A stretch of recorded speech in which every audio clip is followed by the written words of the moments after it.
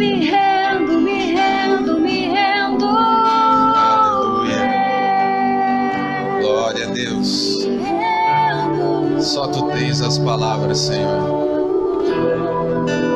Certa vez os discípulos estavam diante de Jesus e Jesus lançou uma palavra de confronto a eles.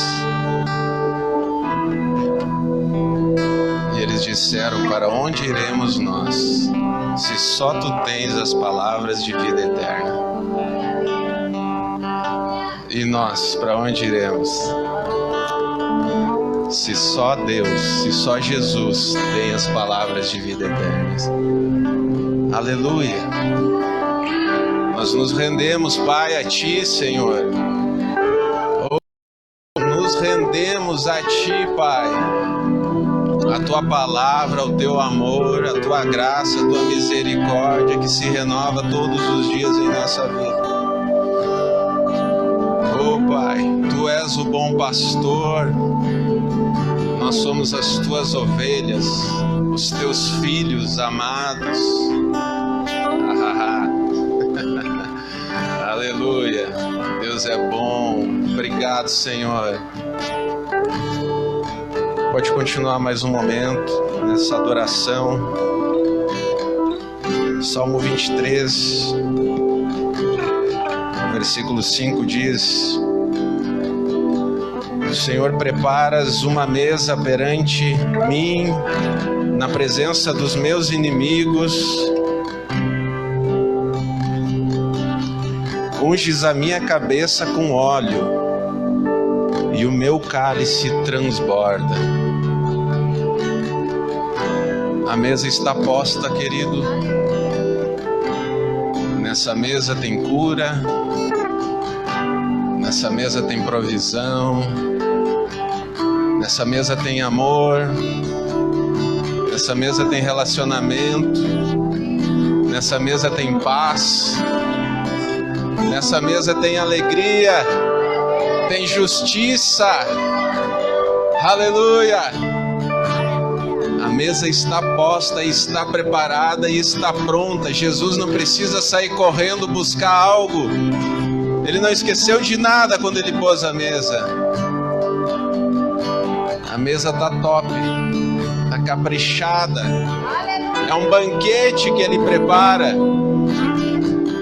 Deus é bom. Santo Espírito de Deus. Aleluia. Sejam muito bem-vindos, queridos. Pode sentar, tome seu assento, fique à vontade.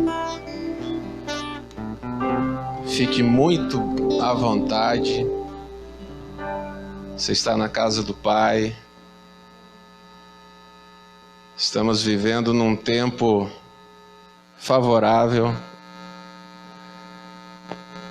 Num tempo muito favorável. E há uns dias atrás, quando nós não podíamos nos reunir como igreja para cultuar o Senhor, nós mesmo assim fazíamos isso online e ainda continuamos fazendo. Era uma expectativa por esse encontro, por essa reunião, que acho que só de ouvir o pastor dar o boa noite eu já estava recebendo. A gente já se alegrava, né? No primeiro culto, meu Deus, qualquer palavra, porque é toda a palavra de Deus, qualquer assunto que fosse aqui tratado, estava de bom tamanho. Jesus Cristo salva, pô, aleluia, glória a Deus. Jesus transforma, Jesus mudou minha vida, Jesus vai mudar a sua vida, aleluia. Porque a gente começa a ficar na expectativa, a gente começa a ansiar por esses momentos, porque houve um espaço, né? Houve um espaço em que nós estávamos privados disso. E assim como houve um espaço na nossa vida em que nós estávamos perdidos, eu vejo aqui todos crentes, irmãos que já aceitaram a Jesus como seu Salvador. E houve um tempo na nossa vida em que nós também estávamos afastados da palavra, em que não conhecíamos a palavra. Mas glória a Deus, porque a palavra nos alcançou, nós encontramos e aceitamos e acolhemos essa palavra. Eu quero apenas dar uma sugestão que essa expectativa de um encontro, de uma reunião com os santos, ela se mantenha sempre fervorosa no seu coração, todos os dias. A partir de agora, se já era assim, aleluia, que isso venha a crescer ainda mais. Amém? Certa vez Jesus Cristo disse, céu e terra passarão, mas a minha palavra não passará. Queridos, esse vírus vai passar. Você não precisa temer. João fala no Evangelho de João que o perfeito amor lança fora todo medo. Não há motivos para temer. Nós precisamos manter os nossos olhos fixos no autor e consumador da nossa fé. Jesus Cristo. Amém? Glória a Deus. Abra sua Bíblia no Evangelho de Jesus, no livro de Lucas, capítulo 24. Eu quero hoje falar sobre alguns assuntos com os irmãos, está compartilhando a palavra de Deus. Mas antes disso eu quero falar sobre um aspecto muito importante que em algumas oportunidades, principalmente lá na igreja de Chapecó, tenho tido a oportunidade de ministrar para as crianças, ao lado da minha esposa. E um dos desafios que nós temos nesse sentido é de entregar a mensagem para as crianças da perspectiva que elas recebam isso não como uma história, como uma historinha, mas sim como uma verdade, como ela efetivamente é. E o capítulo 24 de Lucas é importante que nós venhamos a trazer à nossa mente sempre em que nós lermos a palavra, pois ele fala sobre algo essencial na vida do cristão. No versículo 1 diz, mas no primeiro dia da semana, alta madrugada foram elas ao túmulo, levando os aromas que haviam preparado, e encontraram a pedra removida do sepulcro. Mas ao entrarem não acharam o corpo do Senhor Jesus. Aconteceu que perplexas a esse respeito apareceram-lhes 2 varões com vestes resplandecentes.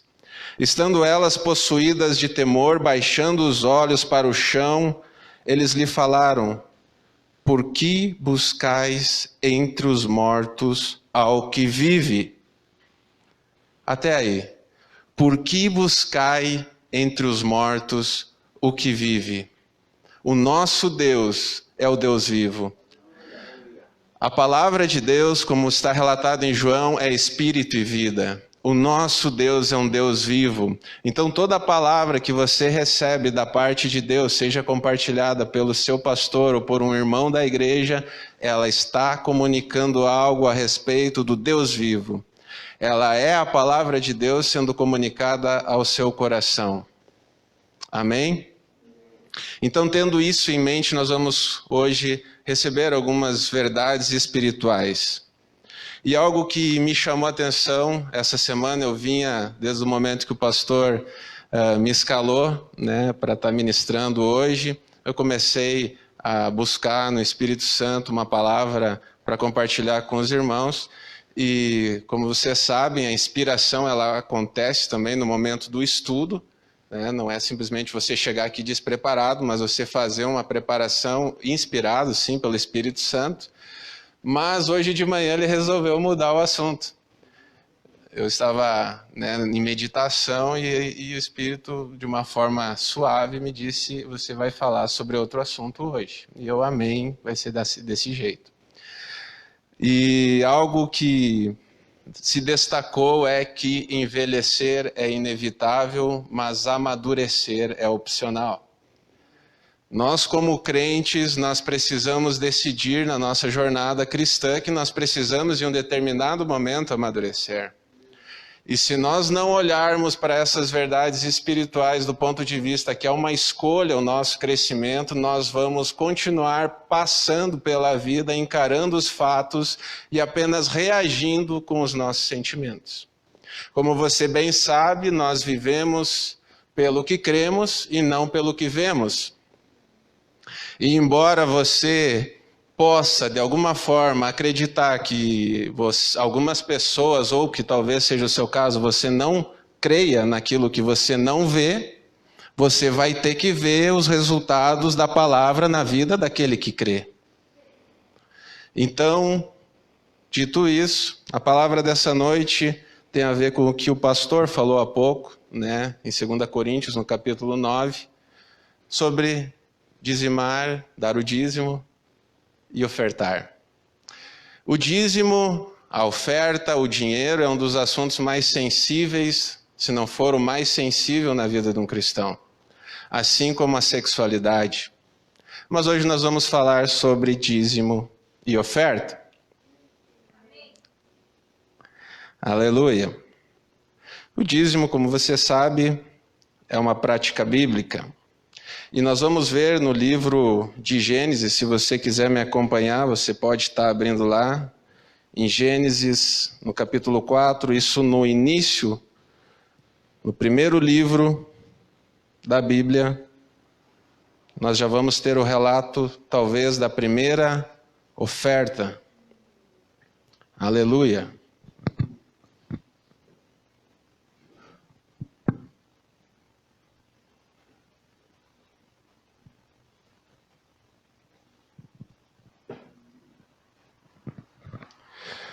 Algo que eu quero destacar sobre dízimo e oferta antes de nós lermos essa passagem é que Deus sempre quis a vida do cristão na sua totalidade.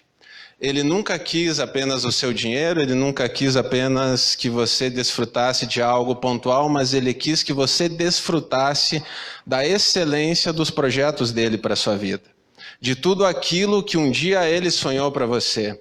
E isso tem mais a ver com a sua disponibilidade, com a sua vontade e o seu alinhamento do que com a vontade de Deus. Porque no que depende dele, ele já fez a parte. Amém?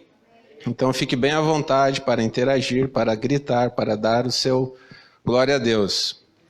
Romanos 10 fala que com o coração se crê e com a boca se confessa para a salvação. Eu vou só citar algumas anotações que eu fiz. Mateus 6:21 diz, pois onde estiver o seu tesouro, aí também estará o seu coração. É nítido que há uma relação entre a declaração e o alinhamento do coração. É nítido também que há uma relação entre a sua oferta e o seu coração. Porque Deus, antes do seu dinheiro, Ele quer o seu coração. Você precisa necessariamente estar com o seu coração no lugar certo, porque onde está o seu tesouro, aí está o seu coração. Como você já ouviu também, Jesus Cristo falou mais sobre dinheiro do que sobre céu e inferno. Nós precisamos notar que, então, de alguma forma, Jesus está querendo nos dizer a importância disso e o cuidado que nós devemos ter quando o assunto é dinheiro. Porque quando você sente desprendimento em ofertar na casa do Senhor, você não está simplesmente construindo uma obra física, mas você está auxiliando e investindo na vida das outras pessoas que serão alcançados pelo Evangelho que é ministrado na casa do Senhor. Amém? E nós vamos ver nesse relato no livro de Gênesis, capítulo 4, aleluia. No versículo 1, diz assim: coabitou o homem com Eva, sua mulher, esta concebeu e deu à luz a Caim. Então disse, adquiri um varão com auxílio do Senhor. Depois deu à luz a Abel, seu irmão. Abel foi pastor de ovelhas e Caim lavrador. Aconteceu que no fim de uns tempos, trouxe Caim do fruto da terra uma oferta ao Senhor. Abel, por sua vez, trouxe das primícias do seu rebanho e da gordura deste. Agradou o Senhor de Abel e de sua oferta. Ao passo que Caim e de sua oferta não se agradou. Irou-se, pois, sobremaneira Caim e decaiu-lhe o semblante. Então lhe disse o Senhor, por que andas irado e por que descaiu o teu semblante? Se procederes bem, não é certo que serás aceito? Se todavia procederes mal, eis que o teu pecado jaz à porta. O seu desejo será contra ti, mas a ti cumpre dominá-lo. Aqui está muito claro a diferença entre dois indivíduos que estão ofertando, estão entregando algo a Deus, porém com uma disposição do coração diferente. Então, cabe a cada um de nós fazer uma reflexão, e isso não é julgamento do pastor, mas é um julgamento de Deus, de reconhecer qual é a intenção do seu coração. Então é entre você e Deus. Diferente de algumas outras denominações, a nossa igreja ela não faz citação, né, de quanto você está ofertando, e nem é de interesse da liderança ou do pastor saber quanto você oferta, pois isso tem a ver, como está relatado na Bíblia, entre você e o Senhor. Agora, é claro que sim, que há uma prática, é uma primícia, é uma ordenança que você oferte na casa do Senhor. A igreja, a palavra de Deus, ela não precisa do seu dinheiro. Ela não é feita por dinheiro. Ela é feita de homens que estão comprometidos. Quando eu falo homens, eu estou falando dos dois gêneros. A Bíblia muitas vezes se refere a homens e está se referindo a homens e mulheres. Então, o reino de Deus aqui na terra é feito de homens e mulheres comprometidos com o reino dos céus. E através da sua vida, muitas outras pessoas vão ser alcançadas. Agora sim, os seus investimentos no reino de Deus vão fazer com que essa obra avance mais rápido, né? Ou com maior alcance, ou com menor alcance, ou com maior ou menor velocidade. Mas tudo bem, vamos em frente. Abel, você pode acompanhar comigo no capítulo 4, a Bíblia relata que Abel, por sua vez, trouxe das primícias do seu rebanho e da gordura dele. No versículo 3, a palavra de Deus diz que aconteceu que no fim dos tempos trouxe Caim do fruto da terra ao Senhor. Note que quando a palavra descreve a respeito da oferta de Caim, ela simplesmente diz que ele trouxe. Simplesmente trouxe. Agora, quando relata sobre a oferta de Abel, ela fala: Abel trouxe das primícias. Isso denota uma interpretação sobre a intenção do relato do autor. Que Abel preparou algo, que Abel antecipou-se e diz: isso é a melhor parte. Essa parte é para o meu Deus. Sabe, queridos, eu faço parte da tesouraria dessa igreja. E a gente encontra muitas vezes notas rasgadas. As piores notas que você pode ter dentro da carteira um dia na sua vida, a gente encontra dentro dos envelopes. Isso não é julgamento, porque a gente não sabe quem está botando essas notas. Mas isso é uma reflexão para você, querido. Você precisa dar a sua melhor nota. Escolha na sua carteira as melhores notas. Eu estou falando, se você tem uma nota de R$2, pegue a mais bonita, a mais inteira, a mais perfeita nota de R$2 e dê essa nota, se essa é a sua oferta. Mas se for a de 100 ou a de 50, a mesma coisa. Você sabia que na Europa, na região, na zona do euro, um euro rasurado, um euro rabiscado, ele não tem mais valor? Não é aceito uma nota de euro rabiscada ou rasurada. É diferente daqui do Brasil. Essa nota talvez nem seja trocada pelo banco. Então, se você recebe muitas vezes um troco no supermercado, você tem o direito de, com toda a educação, dizer: troca essa nota para mim, por favor. Agora, se você não ligar para isso, tudo bem, não há condenação sobre isso. Mas assim como Abel e Caim fizeram as suas ofertas, essa é uma orientação para você trazer o seu melhor. Isso demonstra o seu cuidado e o seu zelo com as coisas da casa de Deus. Amém? Deus é bom. Dessa forma, queridos, como eu já falei no início, vocês são cristãos maduros, vocês são conhecedores da palavra, isso aqui não é novidade para vocês. Como nós ouvimos o irmão Reagan na live há poucos dias falar, Ele ouviu o pai dele ministrar centenas e centenas de vezes alguns assuntos. Então, muitas vezes são lembranças, são informações que trazem luz para a nossa vida. Porque Satanás, o diabo, ele é astuto. E todos os dias ele está lançando e investindo contra a sua vida em todas as áreas. E a palavra diabo diz, quer dizer no original, aquele que lança setas. Aquele que fica lançando setas. Ele está o tempo todo tentando te desviar a todo momento. Você sabe o quanto é difícil, às vezes, fechar as contas no fim do mês. Você sabe o quão desafiador é, à luz da razão humana, pensar que você vai fazer sobrar algo para ir assim ofertar na casa do Senhor. Mas a palavra de Deus diz que é melhor dar do que receber. A palavra diz que é dando que se recebe. Então a primícia, a orientação é que você dê a primícia da sua renda. Que você separe a melhor parte para o Senhor. Afinal, você está dando para o Senhor. E a palavra também nos relata em Marcos 11, 23... que se você falar a esse monte e crer naquilo que você diz com o seu coração e não duvidar daquilo que você diz, mas crer que se fará como você disse, assim será. Você também pode notar nessa passagem, nesse versículo, que novamente há um alinhamento entre palavra, confissão e o coração. É necessário, queridos, um coração alinhado sobre todas as coisas. Sobre a tua confissão a respeito da palavra de Deus, sobre a tua oferta na casa do Senhor. Amém? A palavra também diz que se você tem algo contra o teu irmão, você deixa a tua oferta, primeiro vai lá, se reconcilia com o teu irmão e depois você vem e entrega. Ele não diz para você não entregar, porque isso é um princípio, é uma premissa. Mas ele diz para primeiro você fazer então isso, para você acertar o seu coração e depois vir e entregar a sua oferta. Amém? Glória a Deus.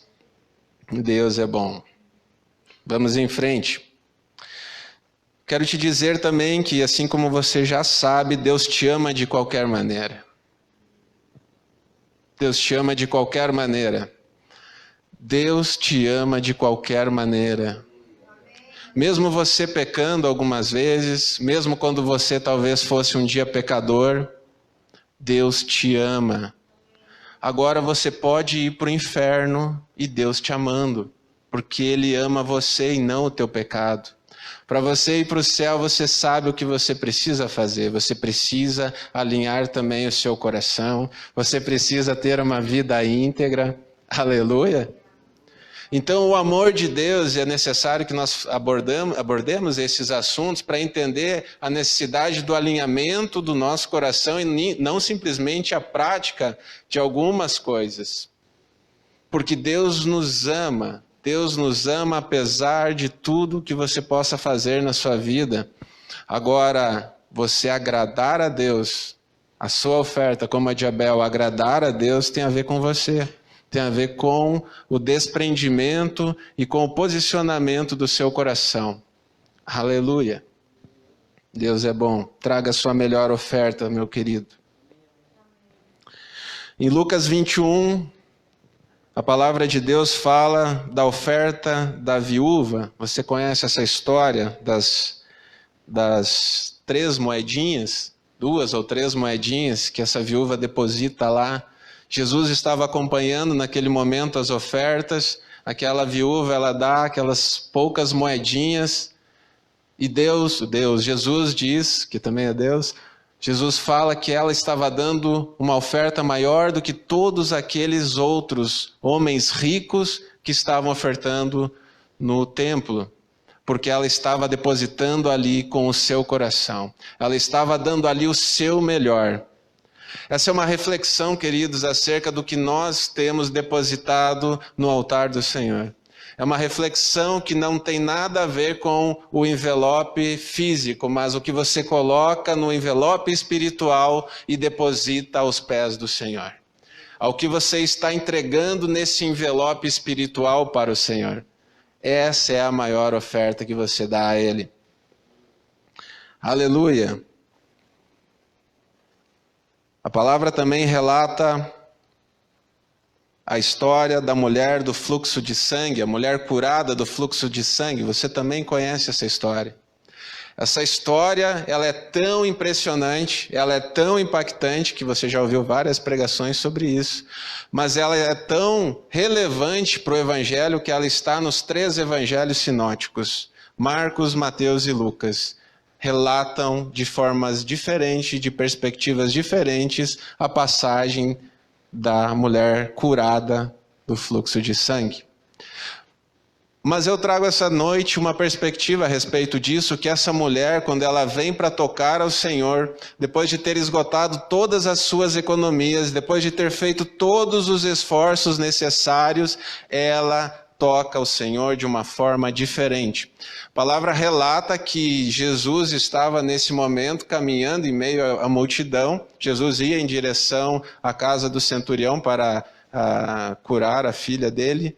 Tinha sido chamado para isso, e ele estava a caminho quando a multidão, como relata a palavra, o pressionava. E nesse momento, como você conhece a passagem, Jesus fala: alguém me tocou. Os apóstolos que estavam ao seu redor falam: como? Várias pessoas te tocaram, mas essa me tocou de uma forma diferente. O que essa palavra nos diz é que quando nós tocamos ao Senhor Jesus com o nosso coração alinhado, nós tocamos ao Senhor de uma forma diferente. E assim como o relato da viúva nos diz também que ela recebeu algo em troca, a palavra está nos dizendo algo que nós precisamos ter como uma verdade espiritual para os nossos dias. Que quando você toca ao Senhor de uma forma diferente, você vai ter um resultado diferente na sua vida. Tem mais a ver com a forma como você toca em Jesus do que como Ele vai te tocar.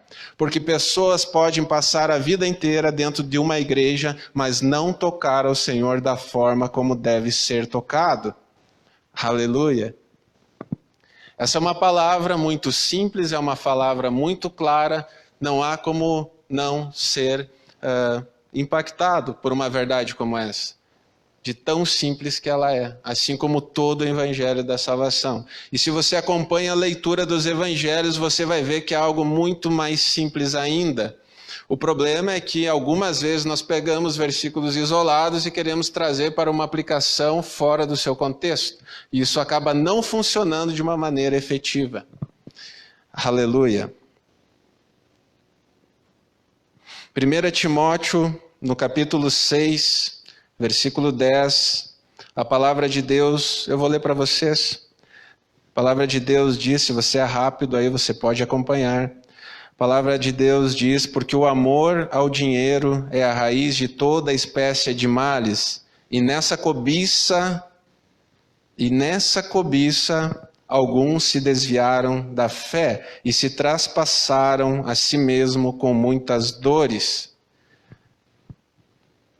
Como você já ouviu também, queridos, não é problema você ter muito dinheiro. Na verdade, a vontade de Deus é que você tenha muito dinheiro, que você seja próspero também na área financeira, mas também seja próspero em todas as áreas. E como você também já sabe, é o amor ao dinheiro que é a raiz de todos os males. Se Jesus falou tanto sobre isso, foi para te alertar a respeito do dinheiro. Que à medida que ele se torna o único e exclusivo alvo da sua vida, quando você deixa de congregar, quando você deixa de investir no reino, quando você deixa de priorizar as coisas do reino para dar mais atenção às suas tarefas do dia a dia, você está amando ao dinheiro. E essa é a raiz de todos os males. A partir daí começam as divisões. E esse não é o objetivo de Deus para a sua vida. Como você sabe, o objetivo de Deus é fazer você ter uma vida boa, perfeita e agradável. É fazer você desfrutar da excelência da vontade dele todos os dias da sua vida. Aleluia!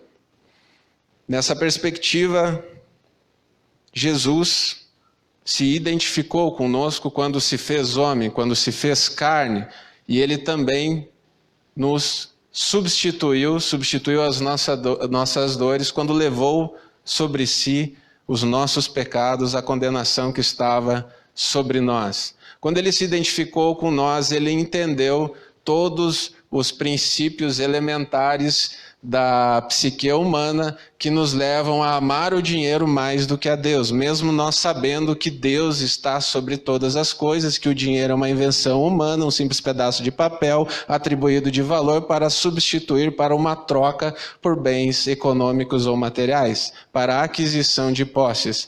Então, Deus está acima de todas as coisas. No entanto, quando Jesus se faz homem, Deus se faz homem, ele se identifica com a nossa natureza carnal e agora ele sabe muito bem o que você passa todos os dias da sua vida.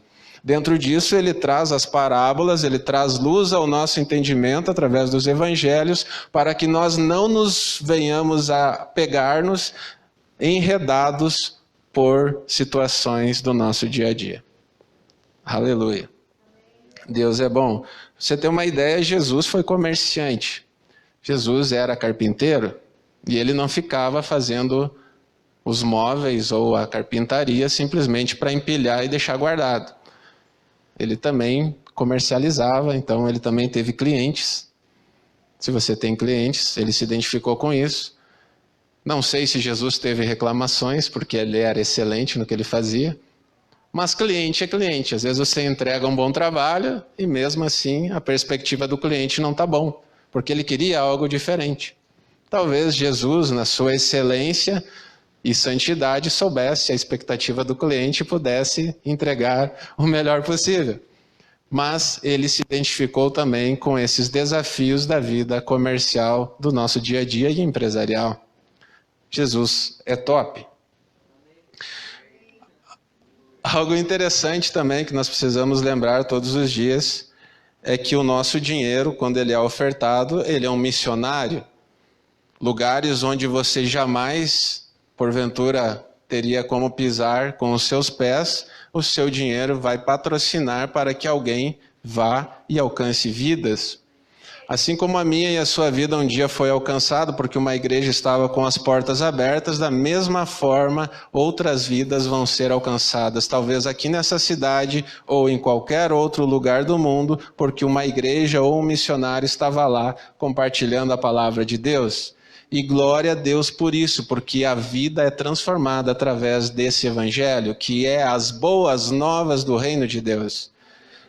O reino de Deus que chegou. Eis que chegou o reino dos céus. Jesus inaugurou uma nova etapa, uma nova estação para nós desfrutarmos. Mas muitas pessoas, como há algum tempo da nossa vida nós desconhecíamos, ainda desconhecem esse evangelho.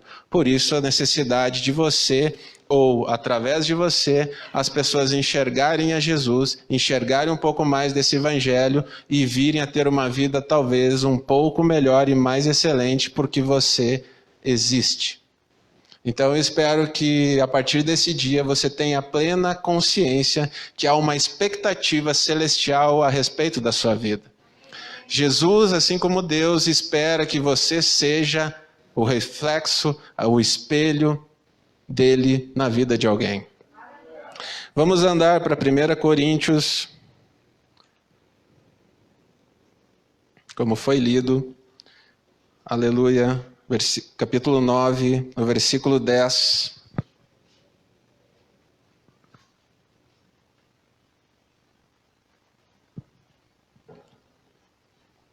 Primeira Coríntios, no capítulo 9, versículo 10, diz: ou certamente não estaria fazendo tal afirmação por nossa causa.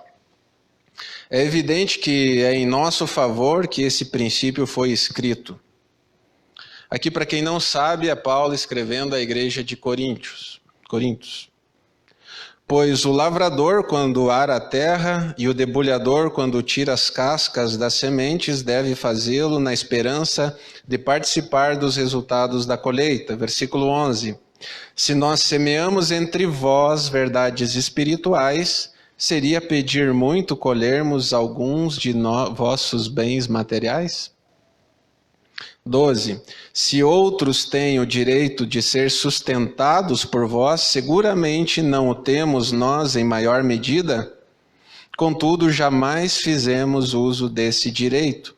Ao contrário, suportamos tudo para não colocar qualquer tipo de obstáculo ao progresso do Evangelho de Cristo. Aleluia! Aqui é muito mais, penso que confortável para um irmão como eu estar falando sobre essa palavra do que o próprio pastor, embora não haja embaraço a respeito disso, pastor. Mas é importante nós saber que não há condenação e nem constrangimento nenhum de um pastor viver dos frutos materiais daquilo que é semeado espiritualmente na sua vida. Creio que assim como eu, você já colheu e tem um bom testemunho das bênçãos que Deus derramou na sua vida por você fazer a prática correta da palavra de Deus. Assim como na área financeira, como também na área emocional ou espiritual.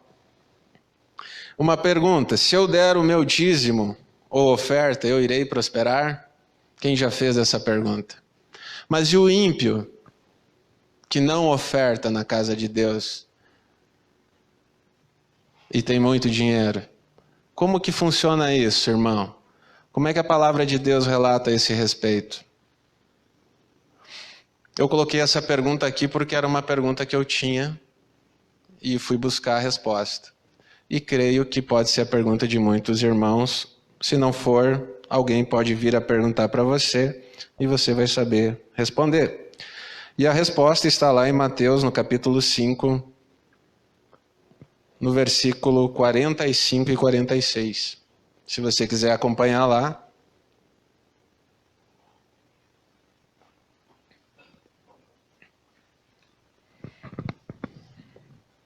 Mateus capítulo 5, versículo 45 diz: para que vocês venham a ser filhos de seu Pai que está nos céus, porque Ele faz raiar o seu sol sobre maus e bons, e derrama chuva sobre justos e injustos.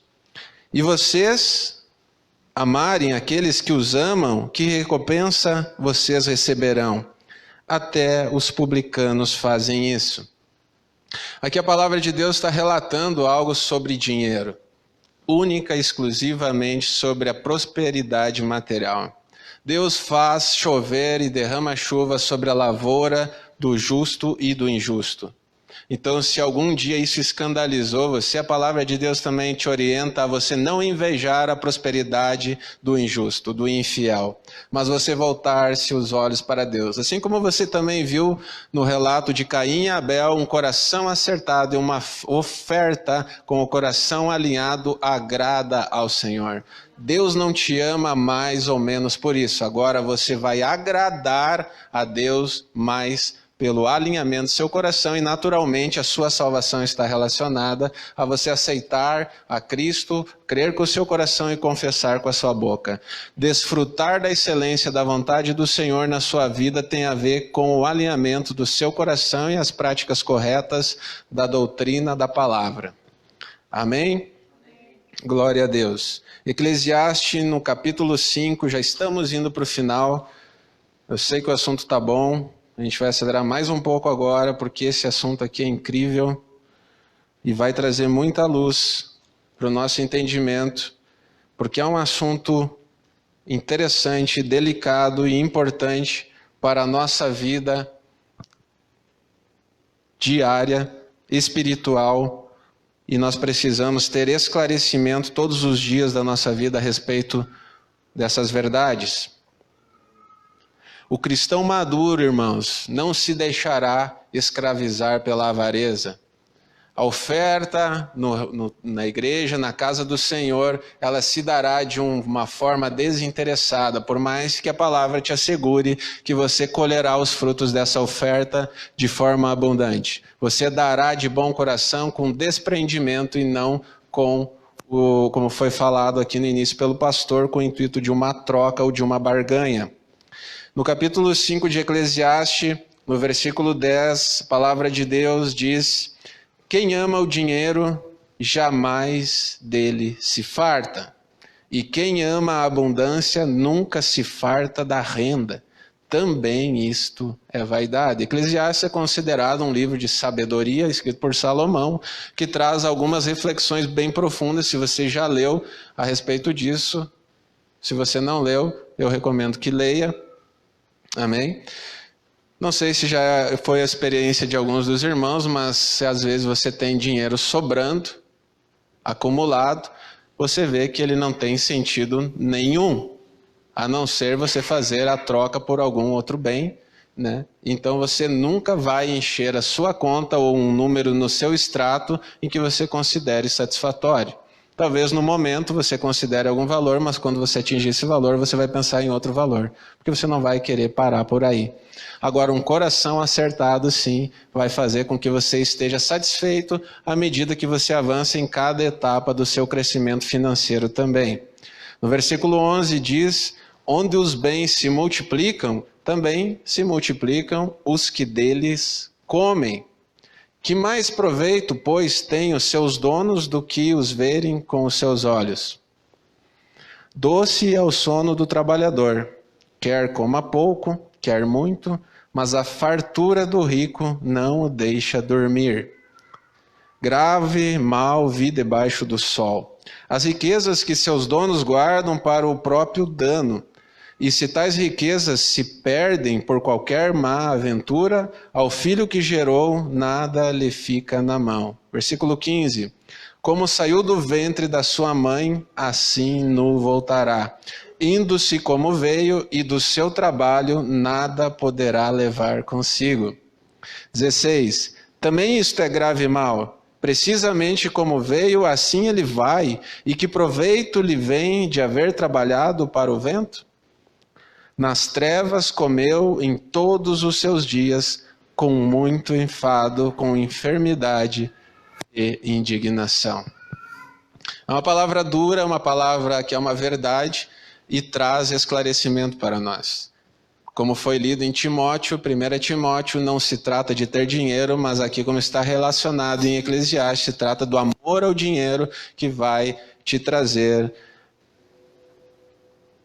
enfado, enfermidades e indignação. A partir do 18 em diante, ele entra no capítulo 6, fazendo relatos acerca da relação entre o amor ao dinheiro, a prosperidade financeira e o fato de você andar alinhado com o seu coração com a palavra de Deus.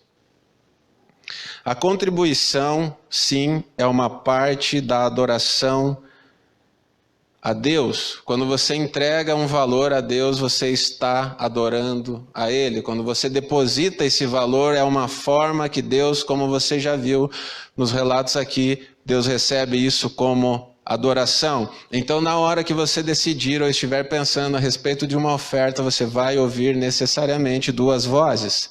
Uma delas dizendo para você ofertar com agressividade, com um valor arrojado, e outra dizendo para você não ofertar. Certamente, naturalmente, à luz do Evangelho, essa outra voz não é de Deus, é a do diabo, falando para você não ofertar. Porque, a não ser que o diabo tenha se convertido, ele não vai te incentivar a você ofertar na casa do Senhor. O que eu te sugiro é que você, como foi ministrado aqui já, reaja de forma espiritual às situações do seu dia a dia. Assim você colherá resultados espirituais e não apenas materiais. E agora sim, indo para o final definitivamente, Lucas 11, se você quiser abrir lá, no versículo 42, a palavra de Deus diz: mas ai de vós, fariseus, que dizimais a hortelã e a arruda e toda a hortaliça, e desprezais o juízo e o amor de Deus. Importava fazer estas coisas e não deixar as outras. Aqui é uma exortação de Jesus aos fariseus que estavam agora substituindo o amor, a misericórdia, assim como Jesus relatou, misericórdia quer e não sacrifício. Era uma prática que estava acontecendo, eles estavam simplesmente entregando valores de todas as coisas, cumprindo um princípio bíblico, mas não estavam com o coração alinhado com a palavra. Então, como foi dito aqui essa noite, não se trata de fazer apenas a oferta e nem simplesmente de ter o coração alinhado. Embora se você tiver o seu coração alinhado, essa oferta vai acontecer de forma natural. Amém, queridos? Fique de pé, vamos fazer uma oração, vamos agradecer ao Senhor por uma palavra tão maravilhosa, por uma palavra tão esclarecedora aos nossos corações, que nos deixa livre para viver todos os dias da nossa vida com desapego, com total desprendimento dos valores materiais, com os nossos olhos voltados para Deus. Como a palavra de Deus nos diz: buscai primeiramente o reino de Deus e a sua justiça, e todas essas coisas vos serão acrescentadas. Quando você alinha seu coração, todo o resto se alinha. Amém? Feche seus olhos, irmãos. Pai, nós te agradecemos, Senhor, por uma igreja, Pai, alinhada, com o coração disponível, Pai, para te servir, mas também para ofertar, primeiramente o seu coração, Pai, mas depois também com uma oferta de aroma agradável, Pai, financeira, com o seu tempo também, Senhor, pessoas se envolvendo, dando o seu melhor, fazendo o melhor para o Senhor, e não entregando apenas isso na casa do Senhor, mas fazendo isso também para o seu irmão, para as pessoas, para todas as pessoas, para os teus filhos, aqueles que tu amas, Senhor. Pai, nós declaramos sobre a tua igreja sabedoria, Pai, olhos espirituais abertos, Senhor, para enxergar essas verdades com discernimento todos os dias e discernir qual é a voz que deve ser ouvida, que é a tua e não a de Satanás, esse astuto inimigo, Pai, que todos os dias lança setas, tentando, Pai, buscando tirar o nosso alvo de ti, Pai, mas ele já chegou atrasado, porque a tua palavra já reina em nossos corações, e nós te serviremos e adoraremos todos os dias da nossa vida, em nome de Jesus. Amém.